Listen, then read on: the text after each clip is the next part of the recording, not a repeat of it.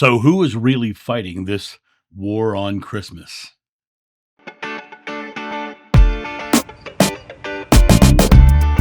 Hey guys, it's John sitting here in my studio drinking a magnificent mug of John's Joe coffee. A link in the description below to get your John's Joe coffee. That's how my two channels are funded, by coffee sales. So we run on coffee just like me.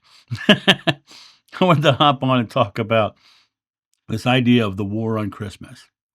This morning I was on Blue Sky and I was watching and reading some of the topics on there, and someone came on talking about the war on Christmas and how everyone's out to get them on the Christmas front, and it's a horrible thing. And but as I read the article, I was very taken aback by the idea that this person was saying there's a war on Christmas. What I find interesting is that Christmas, being a completely Christian, cultural, spiritual, religious holiday, is being attacked, is what they're saying. Now, you go out in the world right now, and everywhere you go, you're going to see Christmas signs, you're going to see Santa Claus, you're going to see all of this crazy stuff. You're going to see nativity scenes, you're going to see all kinds of things. The word Christmas is interesting. But Christmas as a religious holiday, and what Christmas has become nowadays, is very different. Santa Claus and gifts under the tree and all that is all stuff that's been wrapped around this tradition of the birth of the Christian Jesus. And what's interesting about the birth of the Christian Jesus is we know that is a later addition to the text, because they were trying to create the narrative that Jesus was the Messiah, and they were negotiating into the older text how Jesus's story fits into the prophecies. But it was not added until almost 100 years after the crucifixion that happened. So what's really interesting is you look at the War of Christmas as on a recurring topic. So let's talk about Christianity just for a second. The modern Christianity is based on the Roman Catholic Apostolic Church. But why is it called the Roman Catholic Church? Because it is the last derivation of the Holy Roman Empire. And when you look at it from that perspective, and you say, what are they saying? They're saying there's a war on us. There's a war on Christmas. There's a war on Christmas. 70% of the world don't think they're Christian. And yet the airwaves are filled with Christmas music. The airwaves are filled with preachers talking about Christmas. The signs and the decorations are all Christmas everywhere. And this person was arguing this morning that there's a war against them for doing that. Well, if 70% of the world aren't Christian, why does 30% of the world get to decorate the world? You know, the only thing that's really happening with the concept of the war on Christmas is that Christians are upset that people aren't celebrating their version of their religion and their religious holidays. And to me, that's just a small party, small group who are trying to subjugate the rest of the world. They are the minority compared to the rest of the world. They are the minority compared to the rest of the world. Believe in Christianity or not believe in Christianity, the majority of the world doesn't believe in Christianity. And yet they're angry because of the fact that they are the ones who feel like people are saying, hey, let's just say happy holidays instead of Merry Christmas. Let's just, be excited for all people and unity. This concept of the war on Christmas is being waged by one group. The people who believe in Christmas, the people who believe in the story, the negotiated story that Jesus is the Messiah. And that really is where it comes from. In a modern discourse, it's really kind of antithetical to unity of humanity. We're saying that you have to be subjugated. You have to have Christmas as your main thing in December. It has to be your thing. Happy holidays is not an attack. It's happy holidays. There's an S on there. And that S means that we are celebrating everybody's way. We're letting everybody have this time of year to be celebrating in the way they want to celebrate. But the only issue that people are having is that is that their way is not the front way. It's not the main way. You go to any small town in America, you're probably going to find a very public manger scene, and it's going to be out there in the public for all to see. But 70% of the world doesn't believe that story. So why don't we have a space where we can have a manger and other symbols of the various and put them all together as one? But the Roman Catholic Church and the Christian churches would never allow that, because they've decided back in the day that Jesus, and I'm using the word Jesus instead of Jeshua, Jesus is the only way to God. That is their contention. And once they made that contention, all other religions were wrong. All other religions are wrong, and they have to sway people to their belief that he's the only way. And if you want to really understand this, you know, declare yourself not a Christian and put that out there publicly. You'll very quickly have a bunch of Christians come at you really hard. And I know this firsthand because I get this on a regular basis. And what's interesting about it is that it's not, they don't care what anybody else thinks, these people who are attacking me. Don't get me wrong. There are a lot of beautiful Christians out there. I'm not in any way, shape, or form bashing individual people who are loving. I am only talking about the people who use their Christian faith to subjugate and rule over others. And that's what happens with this quote unquote war on Christmas. The only people fighting the war on Christmas are Christians. Everybody else is saying, let's say happy holidays, and have no problem with saying happy holidays and celebrating their own way. And they don't care that Christians are celebrating their Christmas holiday. The only thing that's interesting about this quote unquote war on Christmas is that people are wanting to be more inclusive, and the Christians aren't liking it, so they're fighting back. The Roman Empire is losing its power, it's losing its rule, and the people are leaving their subjugation to create more openly and freely and to be who they are. And that's the war on Christmas is a one-sided war. It's Christians fighting against the world. And what's so interesting about that is the only reason there is a fight is because they believe that they are right and they are the only way, and everyone else is supposed to think like they do. So people get marginalized when people start subjugating over through faith, especially. I have done videos where I've mentioned Buddha and Krishna, and Christians have told me, once you mentioned Buddha, I knew you were a false prophet, right? Because they don't believe that anything outside of their own Christianity is valid. And not only do they not think it's valid, they think that anybody who is speaking anything but what they believe is absolutely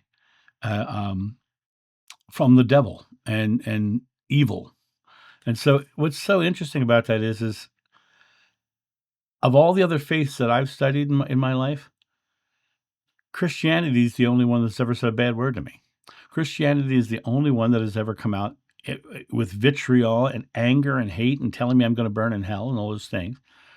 The Christians are the only ones who've ever done that. I've never had a Buddhist or a Hindu or a Muslim or a Baha'i or a Wicca or an atheist or an agnostic or any other sorts of religions or ideologies. None of them have ever said a harsh word to me, but I get attacked by Christians all the time because they are trying to be the Holy Roman Empire ruling the world as Christian. And this war is being fought by them. But the thing about it is they're losing the war. And the reason they're losing the war is because you can't fight 70% of the world and win. So they are vitriolic and angry and screaming and yelling and hollering because of their idea that they need to be right and they need to subjugate others to their belief. So let's talk about the idea of subjugation versus inclusion, right? The people that they're fighting against are the people who want to include all faiths, bring all people together and respect and honor each other's traditions, but understand that they're all rooted in love and compassion. The interesting thing is that when you look at the concept of mutual respect and understanding, there's only one religious group that has no dynamic of interfaith exchanges and that do foster the mutual respect and understanding. There is not one other religion in the world that is so anti everybody else that it is affecting the world in such a negative way. I've often talked about the statistics where the Christian churches are and specifically the Catholic Church, is the deadliest religion in the world. It's the deadliest religion. More deaths have been attributed to the name of Jesus and creating people into that life. I think it's completely antithetical to what he taught. I think it's disrespectful to treat people unlovingly. Whatsoever you do to the least of my brothers, that you do unto me. Now, the least of my brothers does not say the least of my Catholic brothers or my Christian brothers. No, it says whatever you do to the least of my brothers, anybody in humanity. The thing is, we have to start to understand that we can have different beliefs. We can have different ideologies. We can have different concepts of what our light world is, be it spiritually, be it politically, be it anything. And we have to come together as a humanity, as one. We are in a oneness of God. The Father and I are one, and you must become one with me as I am with the Father. In other words, he's talking about let's all get together and be one. And this idea of celebrating the holiday season that has multiple traditions is actually a much more beautiful way of living, because we're respecting each other. I mean, we can absolutely start creating interfaith celebrations where we have people come together and celebrate and share their ideas, share their religious foods, share their religious traditions, and create a place where we can go, wow, that's really cool that you do that in your belief. That's fascinating. I love that. You'll find that it's the holidays are a beautiful, loving expression for families. And the most important thing to anybody in the world is their family. All religions have some very common values. They have kindness, they have generosity, they have love. And when we start to look at the perspective of religions as based on these kind of beautiful attributes, we start to understand that we can have more than one way. We can have more than one way. But this war on Christmas is not about that. This war on Christmas is about taking other people's beliefs away from them and forcing your own ideology down their throat. We have the ability to create interfaith expressions. We have the ability to come together as a humanity, creating something beautiful in the world. And when we come to that space and we have that understanding that the war on Christmas is being fought by one side and one side only, and the rest of us are willing to say, okay, put down your arms and come join us in humanity. Put down your arms and come to stop trying to push your ideologies down our throats and come enjoy the meal with all of us. And share your beliefs about things, but don't try to subjugate. Christianity is all about subjugation. Even the sacraments themselves are all about forcing people into their religion through fear and anxiety, telling them they're born in sin, forcing their parents to bring them into the faith, right? 13 years old, they have to confirm they're in the faith, right? It always comes down to this idea that the Christian faiths are not about unity of mankind. They're about the subjugation of mankind to come into their beliefs. You got to remember that the most famous Catholic in history is not the Pope. It's Adolf Hitler. Baptized Catholic. During World War II, the Pope had a direct line to Adolf Hitler. He knew the Jews were being killed, and he basically said to Hitler, just leave the Catholics alone. He didn't say those people are being killed. You need to stop doing that. You need to let go of killing those innocent Jewish people. He didn't say that. He said, just leave the Catholics alone. So it really comes down to understanding that the Christian faiths are all about the Christians and nobody else. And everybody else had better come to their belief, or they're going to end up having a struggle. Joshua himself at the end of their Bible says, I leave you one commandment, love one another. And what I find in the world is this war on Christmas is about Christians not loving one another. It's about Christians not loving the rest of the world. It's about Christians subjugating the rest of the world. And so the idea of this is rather than us fighting against them who are trying to force their Christmas down our throats, literally say, I respect your beliefs, but I am going to say happy holidays. I am going to live my life from my beliefs, just like you're living your life from your belief. And I respect your beliefs, but you don't have the right to tell me I have to take your beliefs. And I respect your beliefs, but they're not for me. They are waging their own war on Christmas, and the only way that war stops is when we stop fighting against them and start just doing our own way without them. They can't stop people from saying happy holidays. And that's what they're trying to do. The Roman Empire cannot spread in the modern world because the rest of the world looks at it as just trying to be subjugated, and they won't be. So it's about creating space for everyone to celebrate. Let's take the world and celebrate everybody's as they choose. Let people celebrate their own holidays as they choose. There's no reason to try to subjugate us. I'm not Christian, and I'm very proudly saying that. I am not Christian. Why am I so proud about that? Because first of all, I don't believe that was what Jeshua taught, or Jesus taught in your case. I don't think that's what he taught. Greater works than I have done, you will do. It is your faith that heals you. Faith does not mean faith in him. It means belief. And he taught us that we have a divine spark within us, that we each have the ability to create as he did. Greater works than I've done, you will do. It comes down to understanding that the second you start saying you have to believe as us do, you're trying to take people's spark away from them. You're trying to take people's power of their own faith away from them. And that's an unwinnable war that the Christians are fighting. There is no war on Christmas for the rest of the world. There's people wanting to celebrate what they believe. So let's take this holiday season, let's celebrate all people's faiths. Let's reach out and find out how they celebrate their faith.